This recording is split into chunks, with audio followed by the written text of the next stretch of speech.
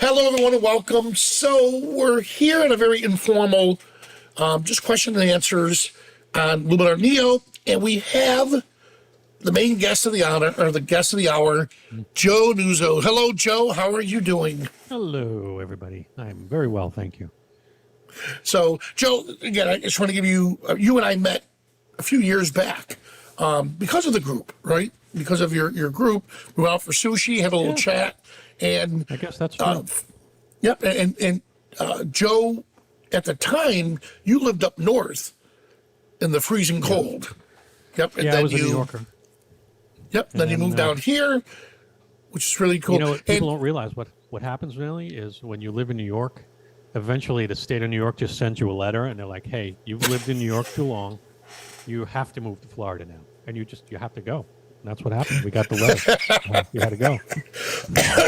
Well, we're glad you did. And Joe, honestly, what I thought was really amazing was that you picked up right where you left off in New York. You came down here, you opened up your photography business, and you're doing a lot of real estate, and HDR is what you're being well known for.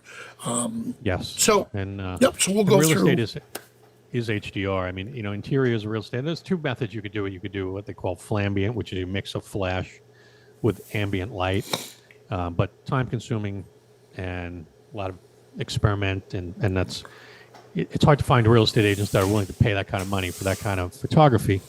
So most people do HDR. So literally I do HDR every day, but I also enjoy doing it in the landscape work as well. Oh, that's awesome. Yeah, I apologize. I know we're recording this for everybody. So for the first, I don't know how many minutes we were on, the camera was on me and not on everybody here, so I apologize. All right. So this will be great, Joe. So you're going to do more of the HDR. You're going to show us how you do your approach to real estate, which can also be used for any HDR, right? And then Absolutely. what we can also do is, what I want to do is go with you and just touch base on some of the questions you receive on your Facebook group.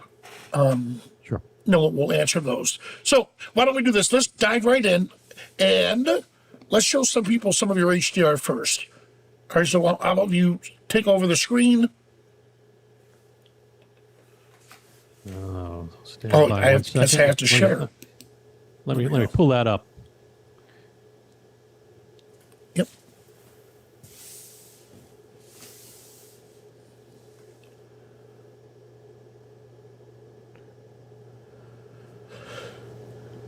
Yep, and I gave you access now. Okay.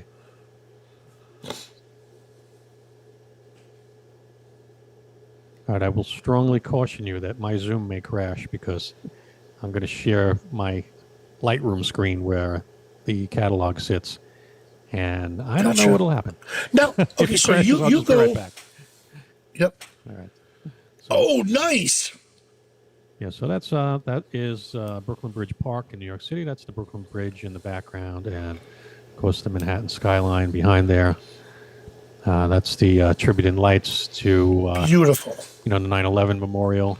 Here in the foreground is the carousel over at, again, Brooklyn Bridge Park. This is the Brooklyn Bridge, and this is actually taken on the Manhattan Bridge, and it's an area that people photograph from quite a lot because you can walk on the Manhattan Bridge. But the challenge to it is that there are cars and a train that runs across that bridge, so it vibrates like you would not believe.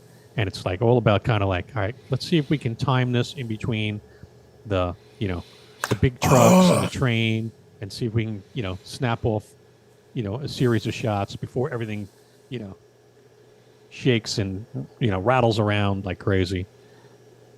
That's actually off the drone right there. And that, of course, is an HDR.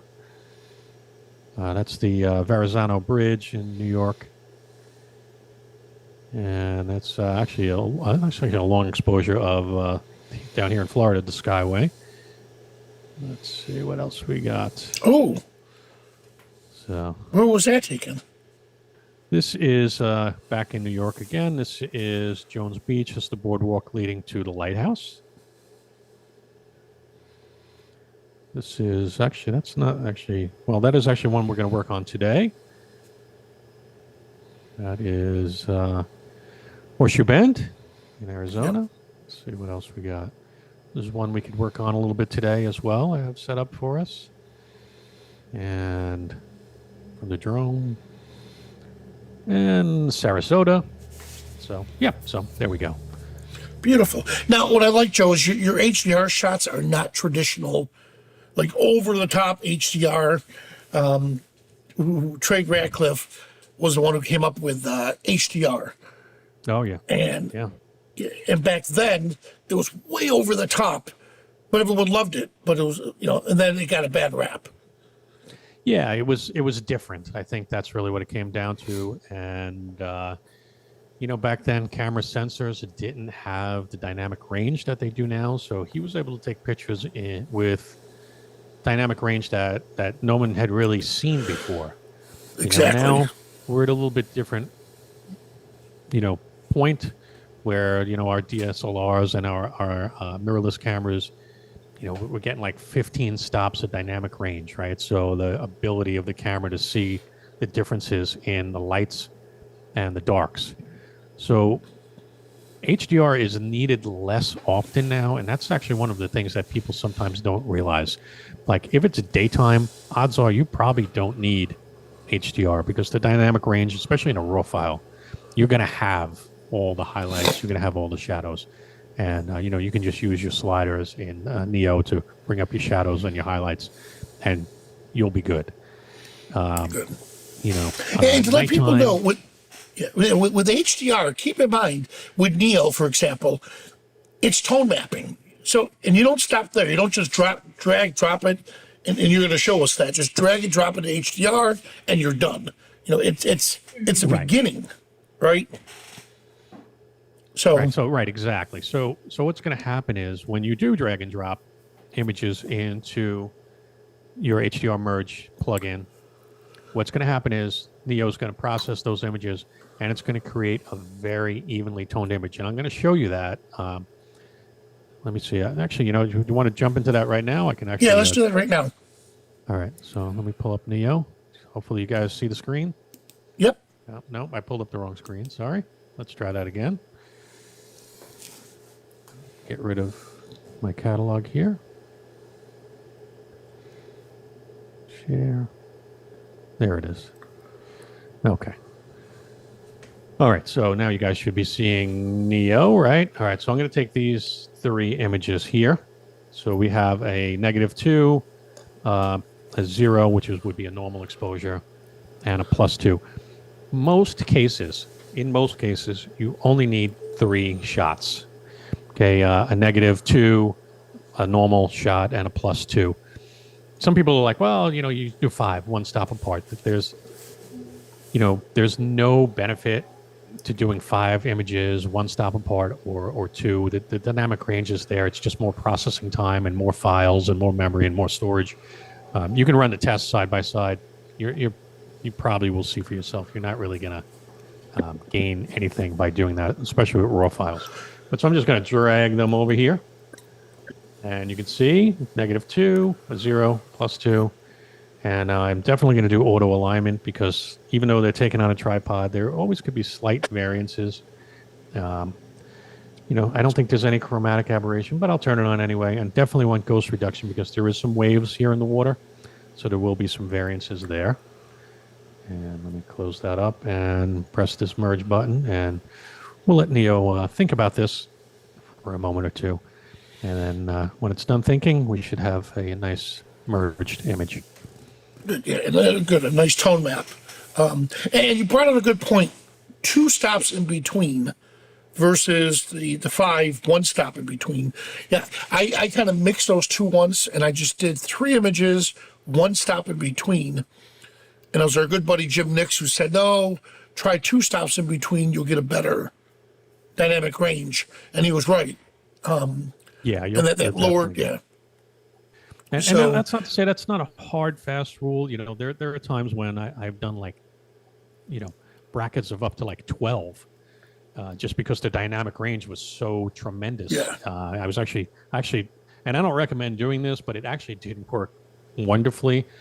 I was shooting a concert for a band that I knew, and They had big, the big LED monitors on both sides of the stage. You had the stage lights, you had the crowd, you had the band and the spotlight, and the dynamic range was massive. And I think I want to say it was like 12 Wow. images to merge that together, and the result was spectacular. And maybe I'll pull that up a little bit later to show you. All right, so we have our merged image, and so now it's a nice merged image, that's fine, but unfortunately it is a very flat image as well. So, really what we need to do now is we need to kind of lead the eye through this image, because I have a lot going on here, right? We got this little bird here. He's hanging out, right? We got the rocks, so we have a little interesting foreground. We got this dock with some stuff going on. We got the sunset back here, right? So, kind of the way you got to think about this is, we're photographers. So we've invested a lot of money in our gear and a lot of money in our education. So even the fact that you're here right now means that you're investing in your photography with your time, right? So although this is a nice shot, I probably could have done the same exact thing with my iPhone, because my iPhone will take an HDR shot and it'll take a nice one. And phones are so good now that we now have to make sure that we're better than what you could do with a phone, right? Because otherwise everybody's going to be like, all right, that's a nice photo. Let's move on to the next one, right? So we, as photographers, we have to take it now up to the next level so that people go, oh, wow, like that's really nice. I don't think I could have done that with my phone, because my phone will take HDR. It's interesting because the phones have pushed this computational photography, which is what the phones do, right? The phone, obviously, it can't compare to your camera, but it compares by the fact that it's using a computer. It's using a brain to take, really, really nice images for you. So it would definitely, like an iPhone would definitely choose HDR and automatically make an HDR image for you. And sometimes it gets it right, sometimes it gets it wrong. Like I just recently read a story about a photographer who took a picture, believe it or not, with their iPhone at a wedding, and maybe it was a bridesmaid or something like that. And, the phone will automatically do HDR. And the bride was standing in a three-way mirror. So as the picture was taken, the bride actually moved her arm. And the way the iPhone blended the image together, because it did take a series of images to blend that one together, the bride's arm was actually in a different place in every mirror, believe it or not. Oh, wow. So, but that's just an example of how the phone is using computational photography, right, to make great images. So we're going to take this to the next level. So first thing I'm going to do here is I want to direct the eye. So this is a nice image. Again, it's evenly toned, right? But I want you to look at this bird. I want you to look right down this little row here of where the sunlight comes in right to the sunset. So I am first just, you got to go right to Accent AI, right? And just pop that up, because that's like one of the best sliders. I love that slider because it just, it just always has a positive effect somehow, and, we can even do a little sky enhancement there, right? Pop out the color in that sky. And now it started to look a little bit nicer already, but I want to lead the eye now. So what we're going to do is we're going to go right over here to develop. We're going to go to masking, and we're going to start using the linear gradient. So first thing I'm going to do is I'm going to make a linear gradient across the sky. Okay. Bring that down to there. And now I'm going to just darken the sky a little bit. And that's going to, now it's already leading you down into here. Okay. And, one of the cool things about Neo, this is actually one of the things I really like about doing this kind of work in Neo is, like, let's say I was doing this in Lightroom, I would have to make an individual linear gradient for every single thing that I'm going to do. But actually I can do this in Neo in all one gradient. So I'm actually making multiple gradients, but I don't have to keep going back and doing the adjustments. So now I'm just going to lead you out from here. So I'm going to go over to here, and I'm going to lead you in this way. We're going to darken up these rocks a little bit in the foreground, but not the bird. We want to keep that bird there, right? And that looks good. All right, so now Neo has automatically applied that adjustment for me. I didn't have to go in here and really adjust the slider. And now I'm going to go in and I'm going to do it again. All right, so now I'm going to go this way. right? We're going to darken this area over here to kind of lead you away. Right, now that we have that adjustment there. And I'm going to do one more probably across the entire bottom. Right there. Okay, so now let's just see what we've done just thus far. So that's where we started. And that's where we are already. So we're already leading you right into here. And you can see this is much brighter already. This area is brighter than the surrounding area. So that's where we were. This is where we are. All right, so I'm going to go out of the tool, and I'm going to go back in there. And now we're going to add a radial gradient. And I'm going to kind of make a little funky shape on this one here, I think. I'm going to just put this right here. And let's see if I can get that. All right, so we really want to kind of lead you in here. So now with this one, I'm going to actually bring this up maybe a third of a stop or so, somewhere right around there. Okay, and now we really kind of brighten that up. So that's our starting point, and that's where we are right now. I might want to adjust that a little bit, but no, that's pretty good. We're going to leave that like that. All right. And so now we're looking good. So now we're starting to lead the eye. We're starting to see this bird pop a little bit, and now from here, now I'll start going around and, looking at my contrast a little bit. And, probably don't want to pull up the shadows. I actually want to keep the shadows dark. I want to have a lot of nice dark areas here in the rocks. We can look at our black and white points if we wanted to a little bit. Maybe we want to bring the black points down a little bit again to really just deepen the shadows over here. And... go into color. I'm probably going to warm this up a little bit. All right, so just warm up the image a little bit there. That's looking a little bit nicer. So now let's take a look again. All right, where we started, where we are. All right, maybe a little more vibrance in the image there. And, let's see, what else? A little bit of, I don't think I'm going to go with this structure too much because I don't want to make the water, I want to keep this water nice and soft. We could mask in a little bit of structure, of course, but I think, from that point, we're pretty good. Dehaze always looks a little bit nice, but I'm going to be very gentle with the dehaze. Okay, I'm going to go down a little bit more. Let's take a look. So now over here, I'm going to take a look at down in the professional tab, I'm going to go to super contrast. I'm going to look at the mid-tone contrast. So I'm not going to touch the shadow, because if I start to touch the shadows, we'll actually end up losing the shadows, and I'll show you what happens. So if I start to mess with the shadow contrast, that actually just wipes out everything that we did, or a significant amount of it. But if I go into the mid-tone contrast, that actually is enhancing the work that we're doing. So you can see the difference here if I bring that all the way up. So that's the slider that we want to use on an image like this, is the mid-tone contrast. And now let's take a look again. So starting and where we are. Nice. And then from here, again, and now it's kind of really just a matter of, kind of play this to taste. I was just about to say that. Season to taste.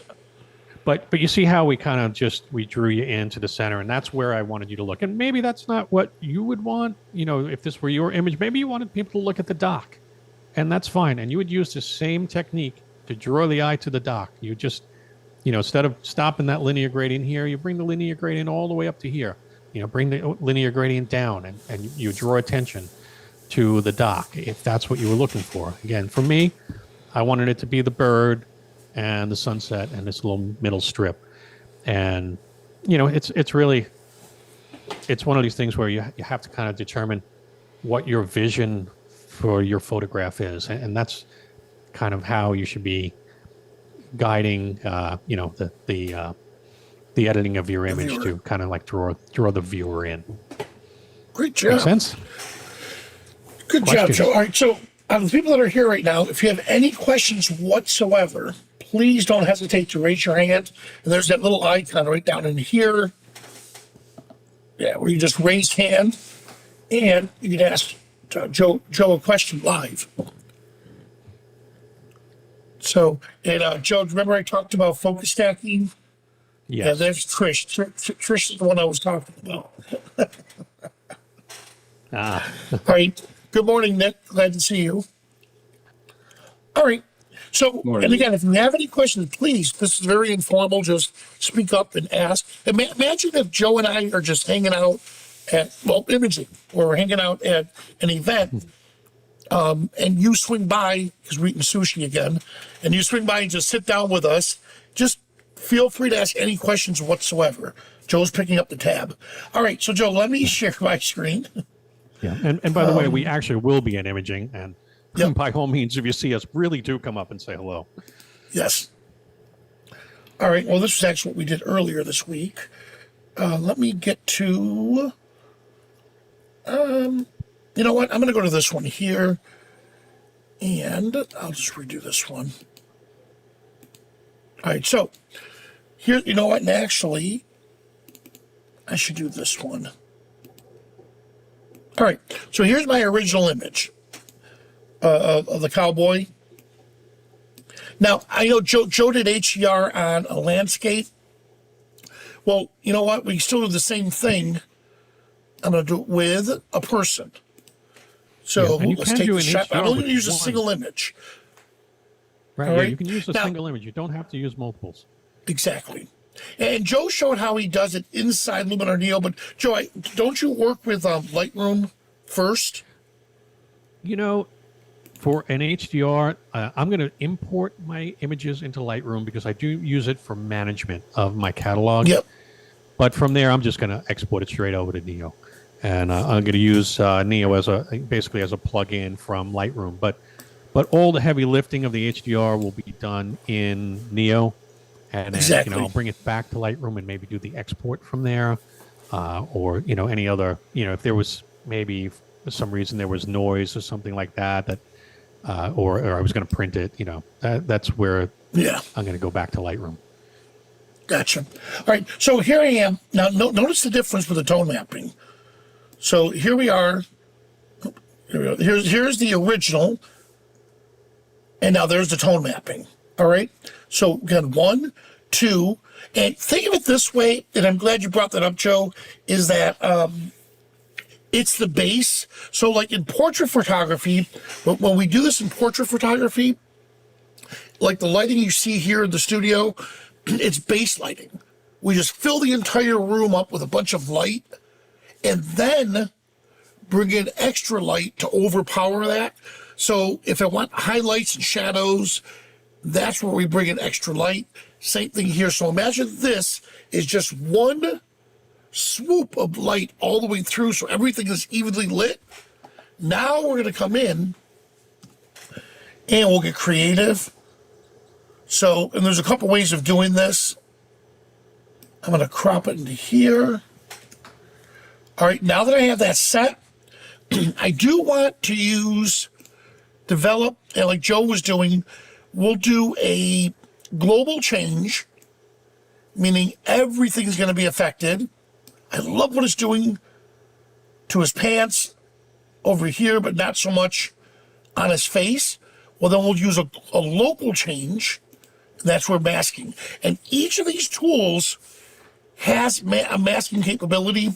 And Joe, do you notice it's so much easier to teach masking in Neo the way the engineers designed it? Just think of it as, here's the effect of that tool.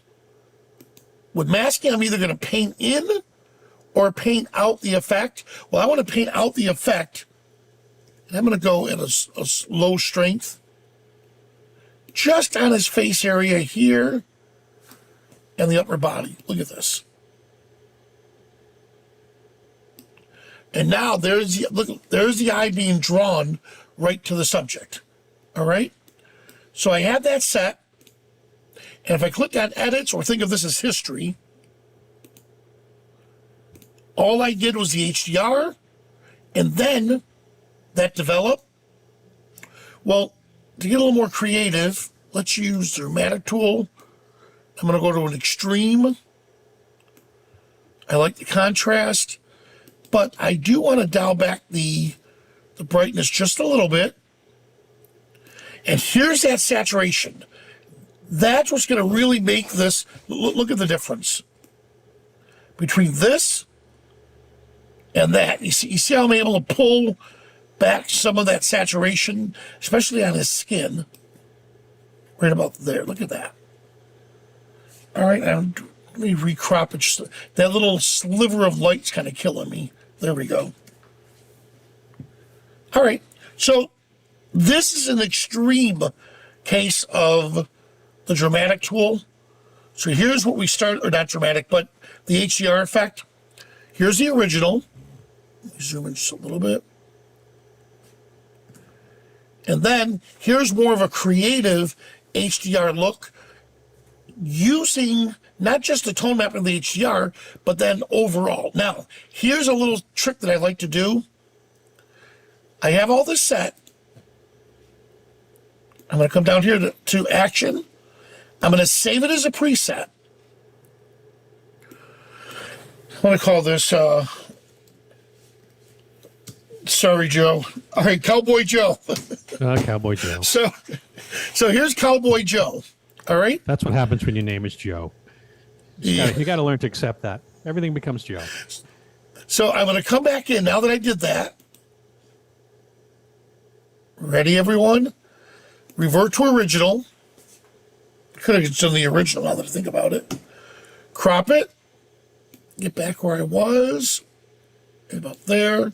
All right, here we go. Now I'm going to run Cowboy Joe. You'll see why I did this. But look what we have. I can decide how much of that I want. So if this is way too much, if you're like, hey, Trey Ratcliffe came to visit Vanelli, the traditional HDR, or you could dial it way back. I like it right about there. Look at that. Yeah, there we go. All right, I'm going to crop it just a little bit more because that bottom piece is killing me. I love what it's doing to his chaps. And by the way, this is called a cowboy shot. Not because he's a cowboy. The cowboy crop. Because you see the holster? Because in the old days, they would shoot 2/3. And if you ever noticed, the thighs is what you would see. Is because they had to get the gun into the shot. And that's why they call it a cowboy shot. But look did you see what I just did there? By using that preset, now I was able to take it from an extreme HDR and dial it way back to where now that I have it here. And I can do the same thing over here. Cowboy Joe. Hey, is that a cowboy? And now shot? notice, yeah. Now notice here, because what it doesn't save is the effect of the masking. All right, so I'm just gonna dial it back a bit, right about here. That's fine. Edit, and now I'm gonna go back in, leave dramatic. It was developed that we did that, right? Yeah. Yep. Was it developed, Joe? Actually, it wasn't dramatic. It was developed. There we go. Yep, it was. But what it didn't do for me, because I just realized something. Notice the other image wasn't, and 8 wasn't. Oh, I know why, Joe. For this particular image, let me revert back. You see what step I missed out on, right? Yeah, the HDR. There you go. Now merge it. I was wondering why develop raw kicked in and not develop. So here it comes. There we go. Now that I have the HDR, now I can apply it. Look at that. Cowboy Joe. There we go. That makes a big difference. Yeah. Yep. Look at that. I mean, how neat was that? Oh, that's my good friend Nelson. He's just look. He looks like the Marlboro Man. But But look at that. I mean, I just think it's incredible. And by the way, I'm just going to drag that down here just so you can see the difference side by side. Original, and there we are. All right. But the takeaway I wanted to give everyone was you create the preset, create it the way you like it, and then from there, make sure you go back in, and once you apply it, you can apply it and give it a value. You don't have to go to 100%. You could dial it back to taste. All right? So there you have it, Joe. Cowboy Joe. Move you in. Yeah. All right, Joe. So what do you have next for us? And by the way, are there any questions up to that point? Nick, you have to have a question. I know you do. Mike? Oh, hey, credit to unmute. us. I think we've explained it so well that there are just no questions. Go ahead, Nick.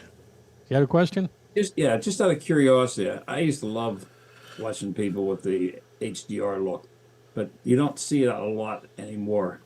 Between the two of you, between Benelli and Joe, how often do you process an image or pre-process an image with HDR before going on to further editing? I love doing HDR. So, anytime I can go out and do any kind of nighttime landscape, I'm always, first off, it's perfect for that. Perfect for nighttime landscapes, especially cityscapes. And coming from, just outside New York City, I always enjoyed going to do that New York City skyline. Now I'm a little bit handicapped because the Sarasota skyline is just, there's a couple 15-floor hotels. It just doesn't have the impressiveness of New York City, but it still works and it works well. And I would definitely recommend that technique. Like for example, this week I believe the full moon will be rising right above the Sarasota skyline. So that's the perfect example of when you're going to need HDR, because the moon is very bright. You got the windows of the high-rise buildings that are very bright, and the water and the bridges and the foreground, everything's going to be very dark. So that's where you need that extra bump in dynamic range. You're not going to get that in a single shot because you're going to lose something, probably the moon, most likely. Or if you do get the moon, if you expose for the moon, you're going to lose most of your foreground because the moon's very bright. So, yeah, it's something that I enjoy using, and I enjoy it a lot. It's just now, you got to remember, if you're shooting in the daytime, odds are you don't need it. And, again, I use it literally every single day for work because I am doing interiors for real estate, and that is just the staple of real estate photography is HDR. Yeah. No. Joe gave you a great shooting. I Say see a again? lot of shadows and brightness and what have you. A lot of times I'll do a 3-shot HDR just to play around with it in editing. So. Yeah. Now, I will admit, Joe said it very eloquently. Me personally, when I totally just get lost, like I look at an image, I'm like, you know what? I have no idea what the heck to do here. I'll drag and drop it into HDR and let it tone map for me. And then say, oh, great, now I see what it did. And then tone back what I don't want. So, all right, Trish has a question. Hi. I live near Milwaukee, and Milwaukee has some beautiful buildings. And often if I'm driving there at night on the freeway, I think, oh, that's a great shot of that cathedral or whatever. But I don't know where to go to be able to take the picture. How do you figure out where you Location. can legally stop your car and take a picture? Obviously not on a bridge or an overpass. Yeah, definitely not on a freeway or an overpass. That's a great question. Vanilli, do you have an answer for that? Well, so I was with Jim Nix and who else? Tomas and Kelby was with us, I think. We were photographing Zion, and on the bridge it said, do not stand on the bridge. It's meant for just walking. Well, I didn't read the sign, of course. And I sat there taking these incredible shots. And, of course, Jim Nix comes over. Finelli, look what the sign says. I'm like, oh man. But then we looked around and there's like 50 people on the bridge taking the same shot. So what they were saying was, don't set up a bunch of tripods on the bridge.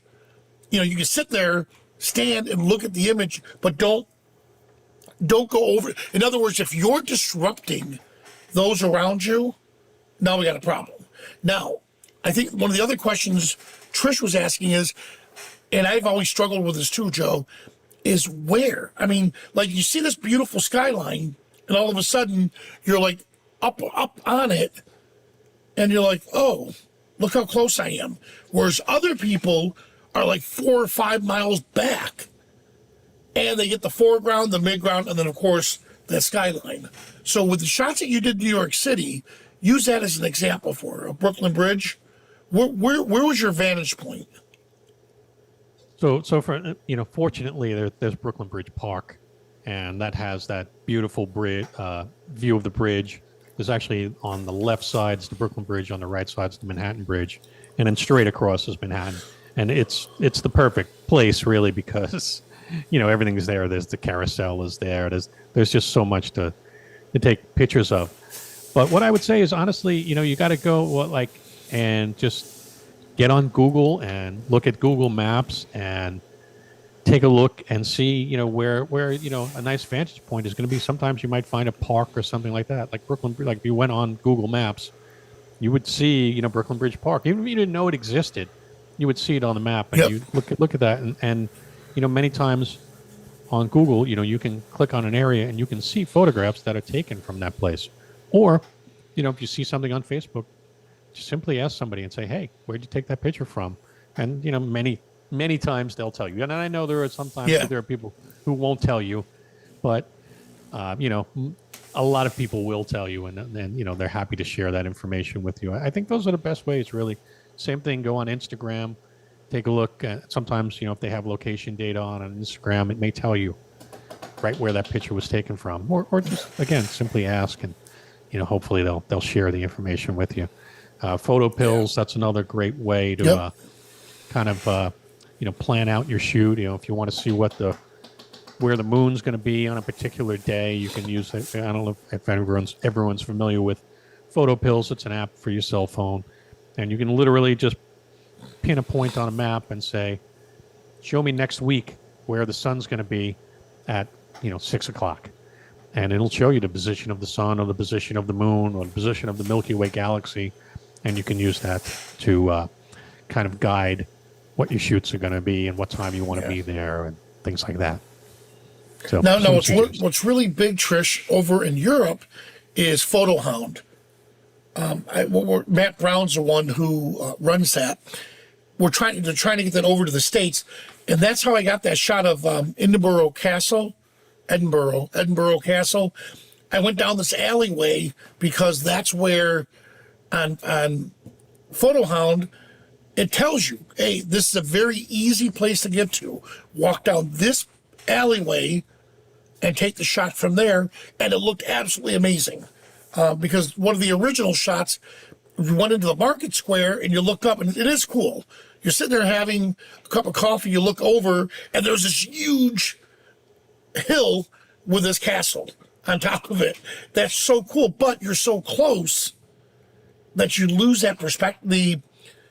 It's so overwhelming, then you just get a picture of the castle.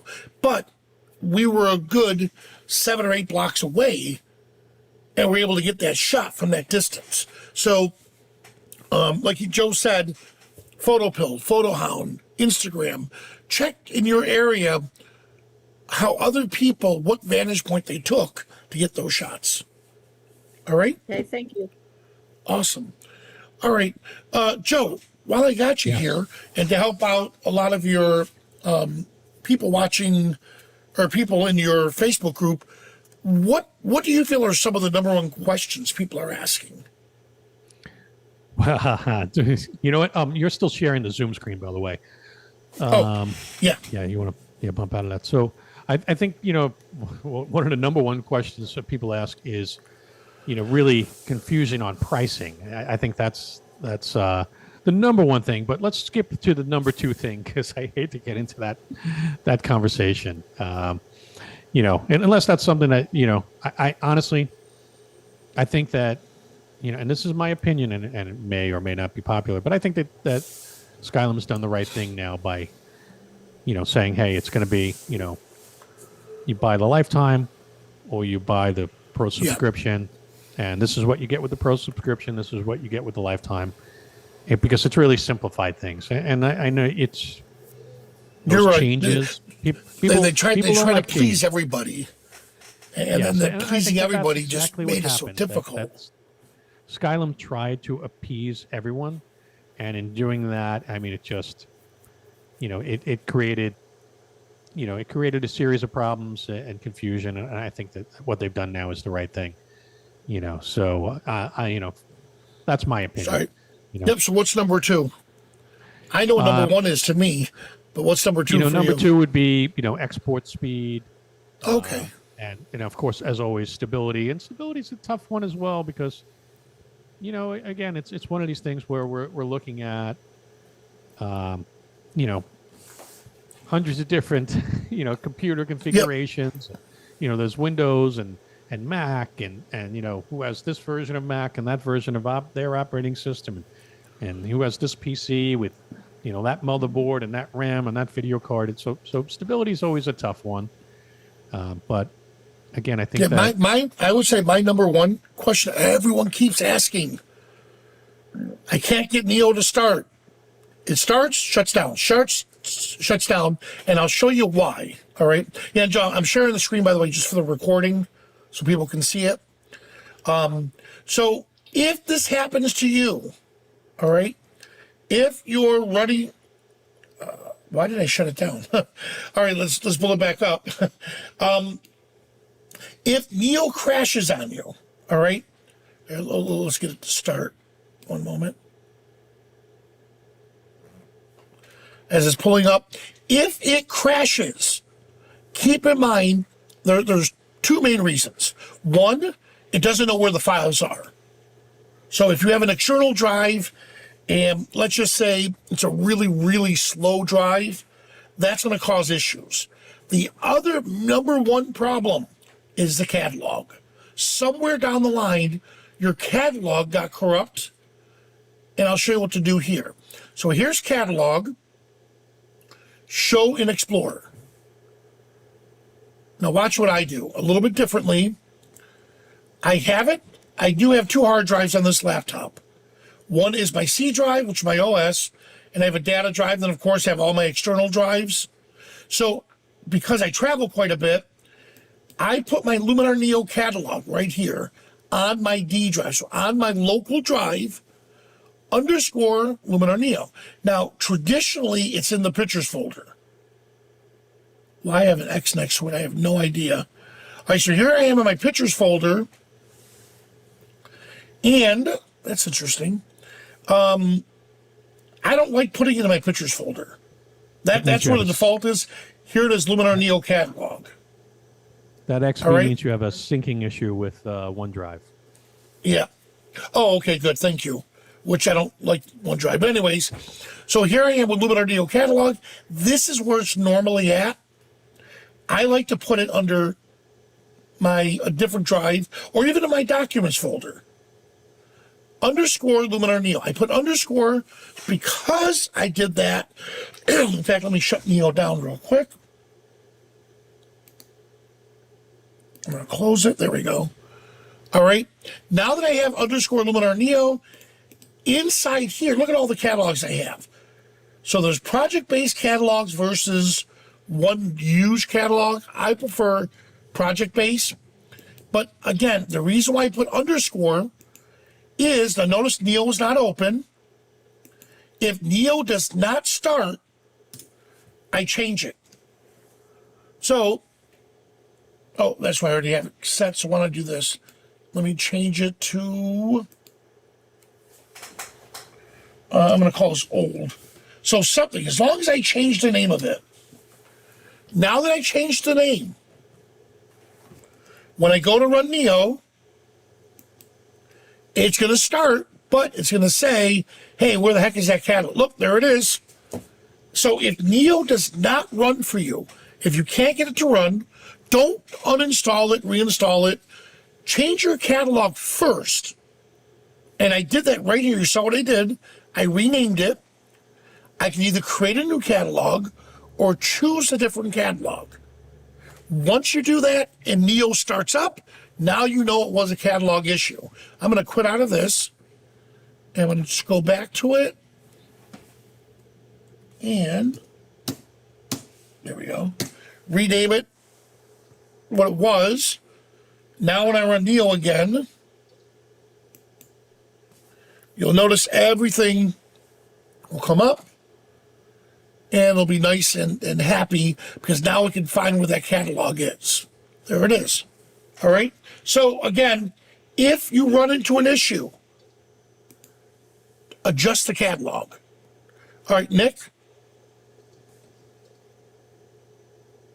Yeah, that works fine, V, if you could get into Neo.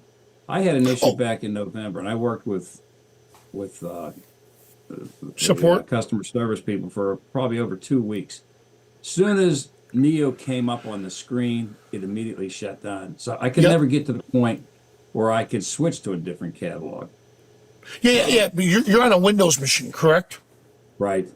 Yeah. So Mac users, you'll love this one. Mac users, just press the Option key and run the program, and it'll give you that option.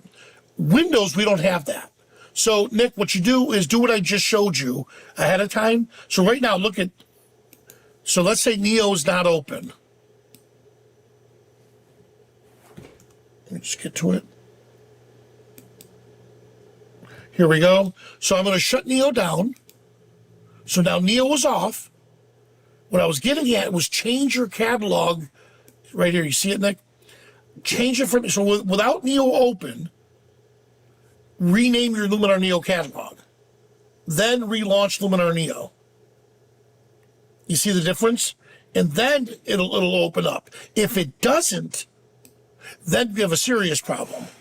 Then it's not a catalog issue. What I just showed you there was how to decide whether or not it's a catalog issue or your system issue. If it's a catalog issue, you're right. You don't need to launch Neo yet. Just change the folder where your LUMINAR NEO catalog is in. Relaunch Neo. If it opens, then you know it's a catalog issue. If it doesn't open, get a hold of tech support. Okay. Yeah. So in your case, how'd they solve it? Well, we ran for over 2 weeks. I didn't have Neo at all. And then I left for a 2-week cruise. When I came back, well, they actually bumped me back to a prior version. This was maybe around 1.13, 1.14, something like that. Oh, okay. When I came back, a newer version came out. And when I installed that, boom, it worked like a charm. I didn't have an issue. Nice. It's been working great ever since. So I don't know if it had something to do with my system, components of my system and the one version, but it's been working ever since. But I have one other question. I just moved on. My son gifted me an old gaming computer. He got a new one, so this thing flies compared to my old laptop. But up to this point in time, all my Neo work has been on my laptop. And unfortunately, I hate to even admit this, I have catalogs scattered everywhere. Oh, Nicholas, one of my favorites. Come on, Nick. Can I go in there and move them all to one folder? Yes. You showed there. Yep. And then what happens? Yeah. So think of this, Nick. Microsoft Word or Google Docs.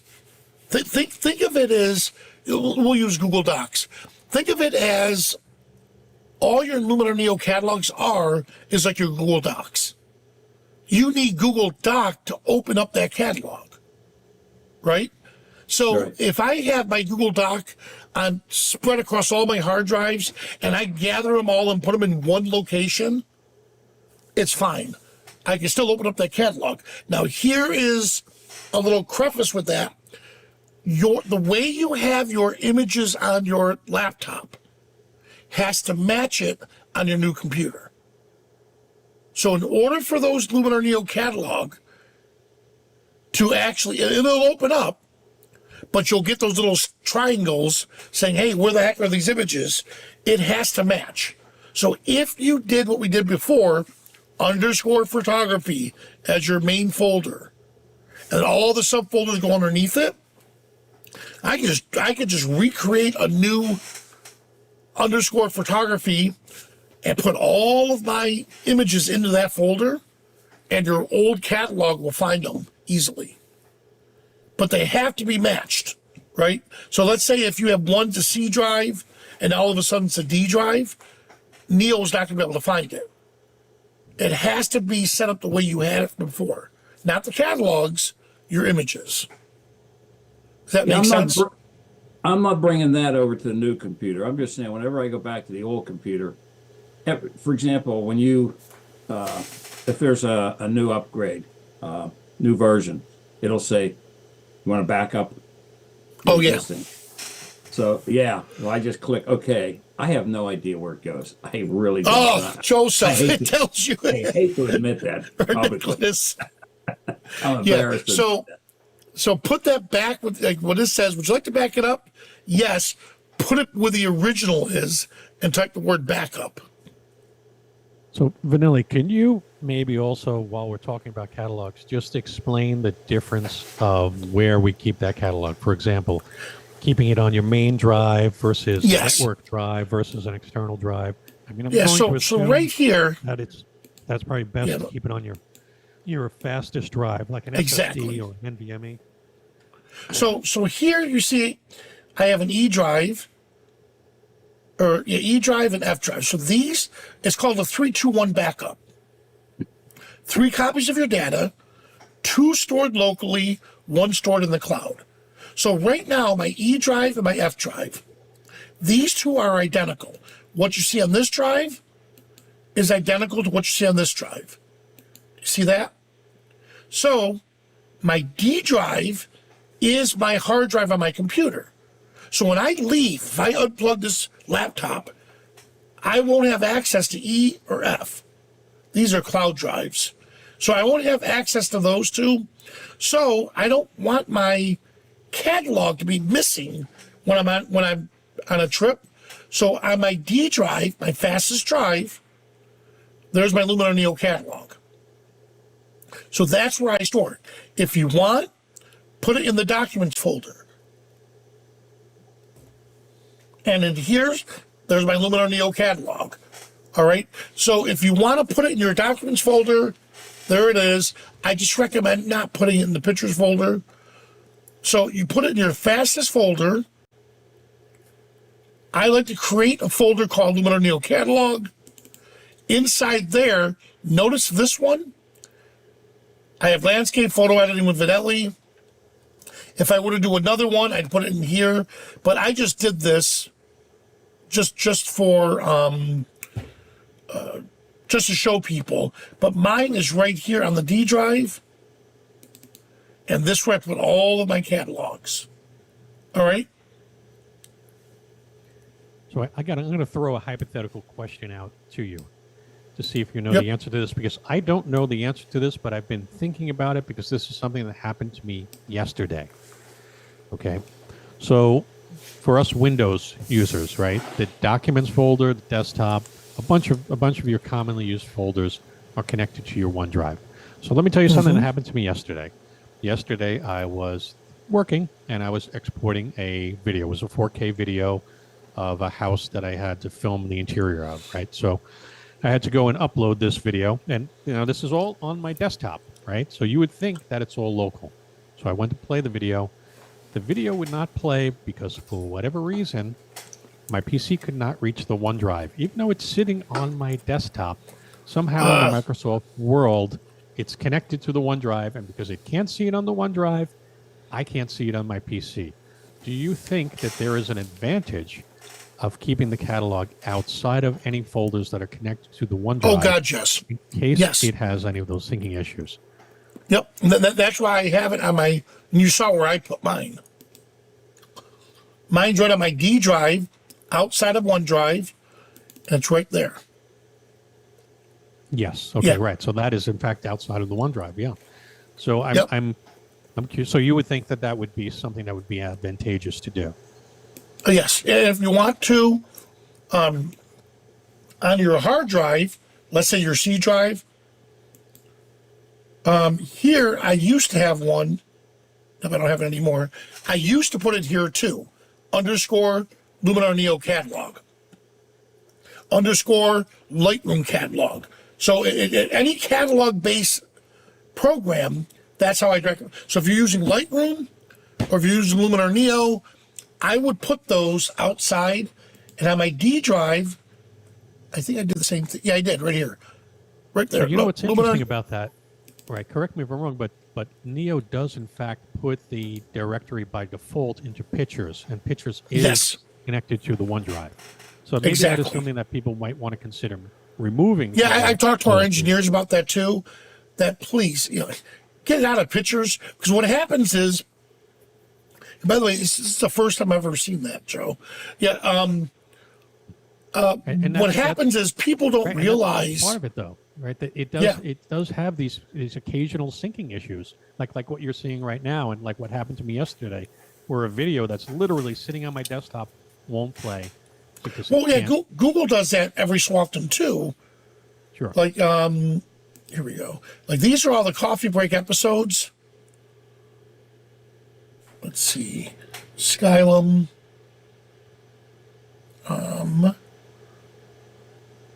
Here we go. Yeah. So look, these are all the coffee break episodes. And what I'm noticing is if I don't have this right here, look, he's just in the cloud. Yeah. Same thing, I run into those issues. But if I were to come in and right click on it, show more options, where is it? Here, offline access. There. Now it has access. You're right. So the cloud storage stuff is a pain in the neck. That's why I only use cloud storage for my backup. So that's where, like I said, D drive, there's my LUMINAR NEO catalog, there's my Lightroom catalog. And then in my photography folder, here's my assets, whether it's, Adobe Camera Raw, access, backgrounds, brushes, whatever, Lightroom presets, LUMINAR NEO presets, whatever I have, I put that in the assets folder here. But yes, all the stuff that I need with me, I put in the fastest drive. The data stuff, all my photos are here. So the photos you're seeing here are just photos I take on location. This is my working directory. Yeah, so this right here, there's no way I could put this on my laptop. It's 16 terabytes. All right, I hope that helped. All right, any other questions on that?